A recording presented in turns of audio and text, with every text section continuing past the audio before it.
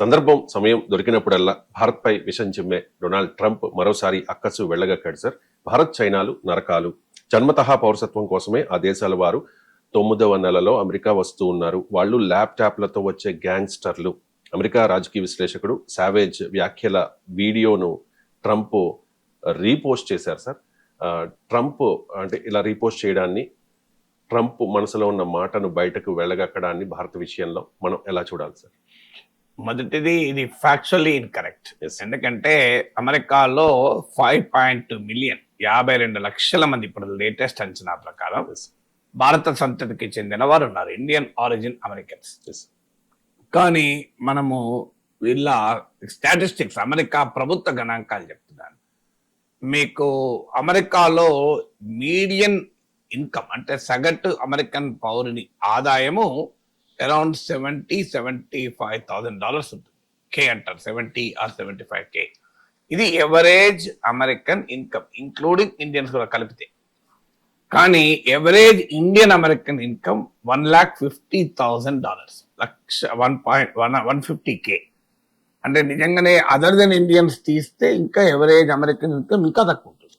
అందులో white American income కూడా తక్కువ ఉంటుంది చెప్తున్నారు. సో అందువల్ల మీకు average Indian American income double ఉంది అంటే అర్థం ఏంటి? వాళ్ళు డబ్బులు టాక్సెస్ వాళ్ళు డబ్బులు కడతారు. సో వారు ఎకానమీకి డబుల్ కంట్రిబ్యూట్ చేస్తారు. వాళ్ళకి ఎలా వస్తుంది ఇన్కమ్? వాళ్ళు ఒక ప్రొఫెషనల్ స్కిల్ చూపెట్టి ఎకానమీని ముందుకు చేస్తే కదా వచ్చేది. వాళ్ళు వస్తువులు కొంటారు.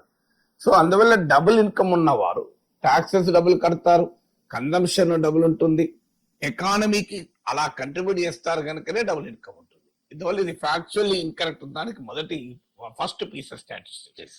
సెకండ్ ఉదాహరణ ఏంటంటే సిలికాన్ వ్యాలీ. ఇవాళ అమెరికన్ ఎకానమీ ఈ స్థాయిలో నడుస్తుందంటే అమెరికా ఏం గొప్ప విషయాలు మ్యానుఫ్యాక్చర్ చేయదు. సో అమెరికా ఏమి మీకు మ్యానుఫ్యాక్చర్ రంగం నుంచి ఎప్పుడో పక్క జరిగింది. సో ఇలా అమెరికన్ గ్లోబల్ సుప్రీమసీని కాపాడుతుంది టెక్నాలజీ. టెక్నాలజీ రంగంలో తీసుకుంటే సిలికాన్ వ్యాలీ అమెరికన్ ఎకానమీకి ఒక ప్రధాన కేంద్రం.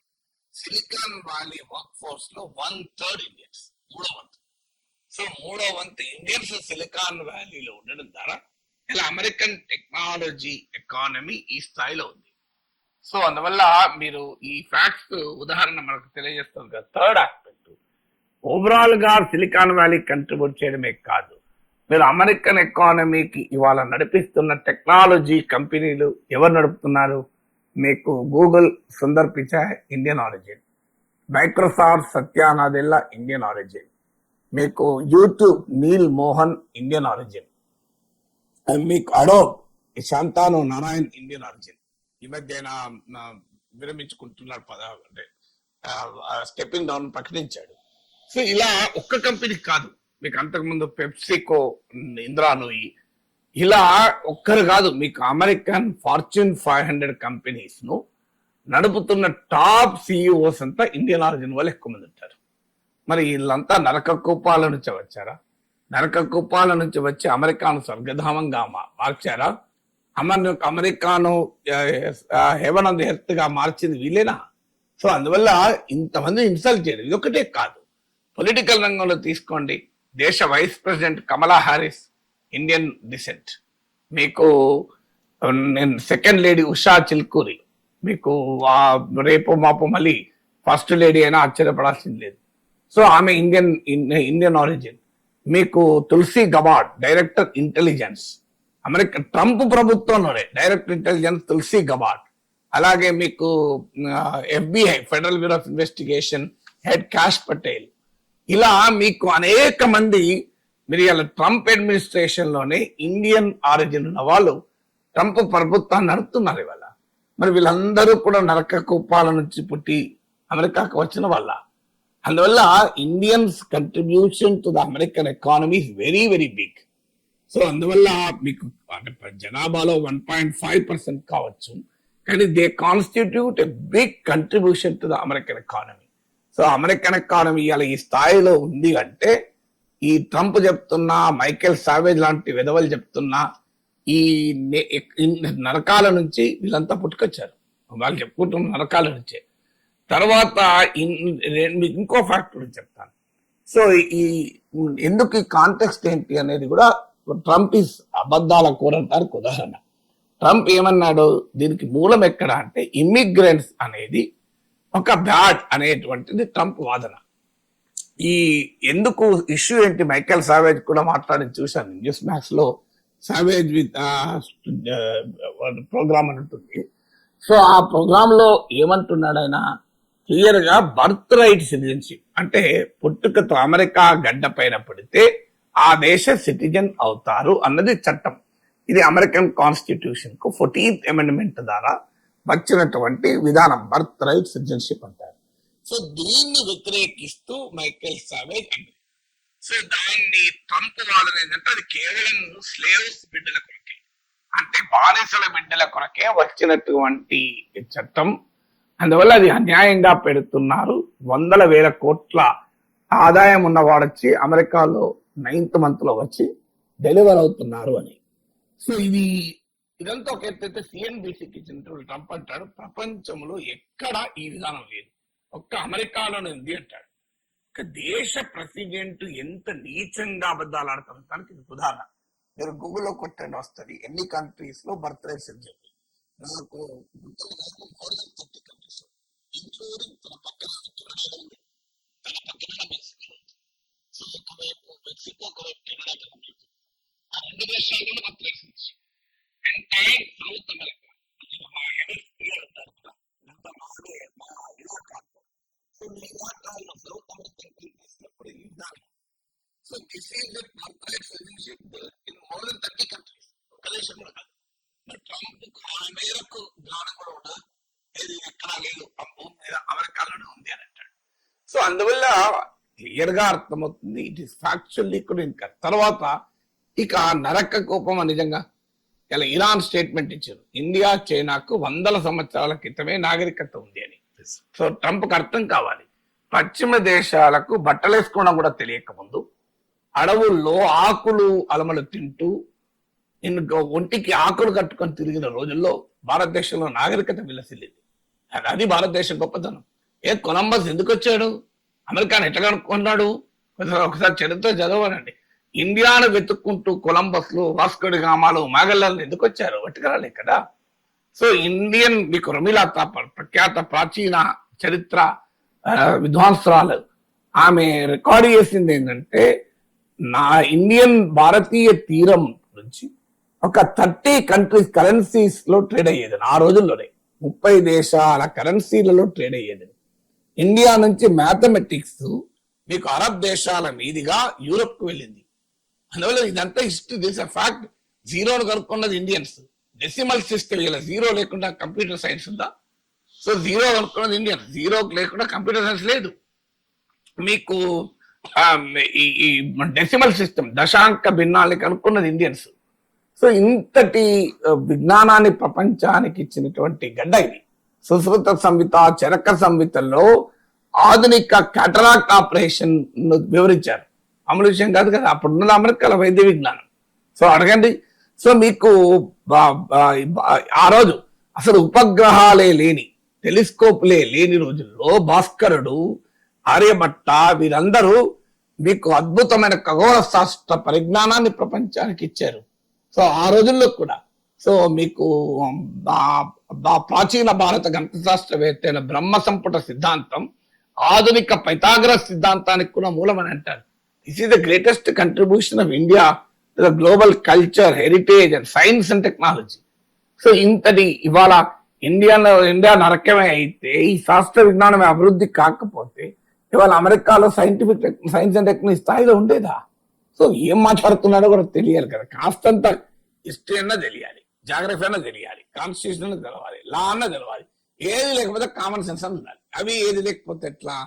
సో తన చుట్టూ తన కళ్ళ ముందట ఇండియన్స్ యొక్క greatest contribution to American economy, American polity and American సొసైటీకి కనబడుతుంటే ఇది నరకాలు అని ఎలా అంటాడు? పోనీ ఇదేమన్నా యాక్సిడెంటల్ గా ఏదో వీడియో చూసి పోస్ట్ చేశాడు అంటే, వీడియోతో పాటు టెక్స్ట్ కూడా పోస్ట్ చేశాడు. విచిత్రమైనది అంటే ఎంత కాన్షియస్ గా ఈ వీడియో పోస్ట్ చేశాడు. ఎందుకంటే మన దగ్గర అందరికి ఒక లక్షణం ఉంటుంది, అది లోపల చూడకుండానే షేర్ చేస్తా అంటారు. వాళ్ళు ఏమన్నదో తెలియదు, కానీ షేర్ చేస్తా అంటారు. పోనీ ట్రంప్ కూడా అలాంటి మానవుడే, చెప్పల చిత్తున్న మానవుడు కనుక ఏదో మైకేల్ సావేజ్ కనోడుతోనే షేర్ చేశాడు చూసేవాళ్ళు అనుకుందామా అంటే, దాని టెక్స్ట్ కూడా షేర్ చేశాడంటే ఎంత కాన్షియస్ గా షేర్ చేస్తాడో దీన్ని బట్టి అర్థమవుతుంది. తర్వాత ఇది ఏమన్నా కొత్తన హ్యాబిచువల్ అఫెండర్ అంటారు మన లీగల్ జార్గాన్లో. ఇదివరకు ఇండియా ఇస్ డెడ్ ఎకానమీ అన్నాడు. ఇండియా ఇస్ డెడ్ ఎకానమీ అన్న ట్రంప్ కాస్త ఇవాళ మీరు గమనించండి, ఆ ట్రంప్ డెడ్ ఎకానమీ అన్న కొద్ది రోజులకే మన ఎకానమీ ఆ క్వార్టర్ కు డేటా వచ్చింది. 8% జీడిపి గ్రోత్. మీకు IMF, వరల్డ్ బ్యాంక్ ఈ రెండు కూడా బ్రెటన్ వుడ్స్ ఇన్స్టిట్యూషన్స్ అంటారు. అమెరికాలోనే వీటి హెడ్ క్వార్టర్స్, వీటి పుట్టుకకు అమెరికానే కారణం. ఈ రెండు IMF and world bank America చేతుల్లోనే ఉంటాయి. వాళ్ళే చెప్తున్నారు, ఇదేం reserve bank of India data కాదు. అయ్యా ట్రంప్, మీ IMF, మీ వరల్డ్ బ్యాంక్ అది మాది కాదు, వాళ్ళే చెప్తున్నారు. ఈ భూమి పైన fastest growing economy India. India is the fastest growing economy. So మీకు ఏ బేసిస్ మీద అంటాడు? మీకు ఇలా అమెరికా ప్రజలకు చౌకగా ఔషధాలు వస్తున్నాయంటే అది ఇండియన్స్ పుణ్యం అని. మన ఫార్మా కంపెనీలు తయారు చేసిన ప్రొడక్ట్స్ ఇవాళ అమెరికా ప్రజలను కాపాడుతున్నాయి ఆరోగ్యానికి. So you should know that. So అందువల్ల మీకు ఇంత దుర్మార్గంగా మాట్లాడడం కారణం ఏంటి అంటే, ఒకటి ఆయన డొమెస్టిక్ పాలిటిక్స్, అంటే దేశంలో ఆయన వైట్ సుప్రీమసిజం, అంటే వైట్ ఓటర్లు నాకు ఓటేస్తే చాలు నేను గెలుస్తాను, మిగతా వాళ్ళు ఎవరు ఓటేయాల్సిన అవసరం లేదు. సో ఎందుకు ఆ వైట్ పాపులేషన్ సగం దాకా ఉంటారు కనుక వాళ్ళంతా ఓటేస్తే నేను గెలుస్తానని. ఎలాగో మన ఇండియన్ అమెరికన్స్ కూడా ఈ మధ్య కాలంలో ట్రంప్ ఓటేసిన వాళ్ళు చాలా మంది ఉన్నారు. సో అందువల్ల మిగతా పాపులేషన్ ఎంతో కొంత ఓటు వస్తుంది. సో అప్పుడున్న డెమోక్రట్ల మీద వ్యతిరేకతతో కొంత ఓటు వస్తుంది. కన్జర్వేటివ్ ఐడియాస్తో ఉన్న వాళ్ళు ఓటేస్తారు. కానీ ఈ వైట్ రేసిస్ట్ ఓటును తన వెనకాల కన్సాలిడేట్ చేసుకోవాలి. ఇప్పుడు మైకేల్ సావేజ్ ప్రోగ్రామ్ చూస్తే మనకు అర్థమవుతుంది, కేవలం ఇమ్మిగ్రెంట్లు అందరి మీద పడతలేరు వాళ్ళు. ట్రంప్ అయినా మైకేల్ సావేజ్ అయినా యూరోపియన్ ఇమ్మిగ్రెంట్లు ఇండియన్ ఇమ్మిగ్రెంట్ల మధ్య డిమార్కేట్ చేస్తున్నారు. యూరోపియన్ ఇమ్మిగ్రెంట్లు ఇండియన్ ఇమ్మిగ్రెంట్ల పైన ఎందుకు డిమార్కేట్ చేస్తున్నారు? మరి ఇండియన్ ఇమ్మిగ్రెంట్లను సిఇఓలను ఇచ్చింది, మరి ఆ యూరోపియన్ ఇమ్మిగ్రెంట్లు అంతకన్నా గొప్పగా ఇచ్చారా? ఎందుకంటున్నారంటే వైట్ కలర్, ఆ వైట్ సుప్రీమసీ అనే భావనతో అంటున్నారు. ఆఖరికి ఇమ్మిగ్రెంట్లు కూడా వైట్ ఉంటే వాళ్ళు మా వాళ్ళు, నాన్ వైట్ అయితే మా వాళ్ళు కాదు అని. ఇప్పుడు మన దేశంలో కూడా మీకు మతం పేరిట, నార్త్ అండ్ సౌత్ పేరిట, హిందీ అండ్ నాన్ హిందీ పేరిట ఈ రాజకీయాలు నడుస్తూనే ఉంటాయి చూడండి. సరిగ్గా అదే రాజకీయం అంటే తాను మీ అండ్ అదర్ అనే ప్రమాదాన్ని చూపి మీ అనే ఓటును కన్సాలిడేట్ చేసుకోవాలి. ఈ చిల్లర రాజకీయాల కొరకు చేస్తున్న వ్యాఖ్యలు ఇది. దీనికి తోడు అలాంటి వ్యాఖ్యలు చేసినప్పుడు చెంపబెట్టులాగా మన భారతదేశం కనుక రియాక్ట్ అయితే, టిట్ ఫర్ టాట్ రూపంలో రియాక్ట్ అయితే ఇంకోసారి ఆ పనిచేయడు. ఆ చిన్న కంట్రీ ఇరాన్ అడ్డగోలుగా దాడులతో నష్టపోయింది. అయినా కూడా ట్రంప్ నువ్వు నావెల్ బ్లాక్కాడేస్తా అంటే నీ సంగతి చెప్తా, నువ్వు 2 షిప్లు పట్టుకుంటే నేను 2 షిప్లు పట్టుకుంటా, నువ్వు నన్ను కొడితే నేను నిన్ను కొడతా అంటున్నారు. సో అందువల్ల ట్రంప్ కు భారత ప్రభుత్వము సరైనటువంటి సమాధానం చెప్పకపోవడం వల్ల కూడా ట్రంప్ రెచ్చిపోతున్నాడు. ఒక్కసారి ఇప్పుడు మీరు నన్ను 4 సార్లు గట్టిగా అంటారు, నేనేం రెస్పాండ్ కాలేదు అనుకోండి, మీకు అది అలవాటైపోతుంది కదా. ట్రంప్కి అలవాటైపోయింది అది హ్యూమన్ బిహేవియర్. ఎవడు ప్రతిఘటించకపోతే ఏమని అంటాడు. సో ప్రతిఘటించే భారత ప్రభుత్వం లేకపోవడం, వెనముకలేని తీరులో స్పందించకపోవడం వల్ల ఫస్ట్ రియాక్షన్ ఏంటి? నోటెడ్, నేను నోట్ చేసుకున్నాను. తర్వాత కాస్త జుగుత్సాకరం అని అన్నారు కానీ. సో అందువల్ల ఇండియన్ గవర్నమెంట్ యొక్క వీక్ రెస్పాన్స్ కూడా మీకు ఇలా ట్రంప్ రెచ్చిపోవటానికి కారణమవుతుంది. ఒక్కసారి ట్రంప్ను కనుక మీరు డైరెక్ట్ గా అంటే ఇంకొక మాట్లాడతారా? మీకు అదే ఇందిరాగాంధీ హయాంలో న్యూయార్క్ కి వెళితే అక్కడ అమెరికన్ మీడియా ఒక ప్రశ్న అడిగింది. ఆమె యునైటెడ్ నేషన్స్ వెళ్తే ఈ పంజాబ్ లో, కశ్మీర్ లో మానవ హక్కుల ఉల్లంఘన జరుగుతుంది అని అంటే ఆమె ఏమన్నా తెలుసా? దక్షిణాఫ్రికాలో నల్ల జాతి ప్రజల పైన శ్వేత జాతి దురహంకార పాలనను సమర్థించే మీరా మా దేశంలో మానవ హక్కుల గురించి అడిగేది? పాలస్తీనా ప్రజల మానవ హక్కులు కాలరాస్తున్న ఇజ్రాయిల్ యూదోన్మాదాన్ని సమర్థించే మీరా మమ్మల్ని అడిగేది అన్నది. తర్వాత ఎవరు ఒక్కడు కూడా మాట్లాడలేదు. అదే లీడర్షిప్ అంటే. లీడర్షిప్ అంటే నేను స్ట్రాంగ్ మ్యాన్ అంటే కాదు కదా, స్ట్రాంగ్ రెస్పాన్స్ ఉండాలి కదా. లేకపోవడం వల్ల ఇవాళ ఈ స్థాయిలో అమెరికా రెచ్చిపోవటానికి కారణం అవుతుంది.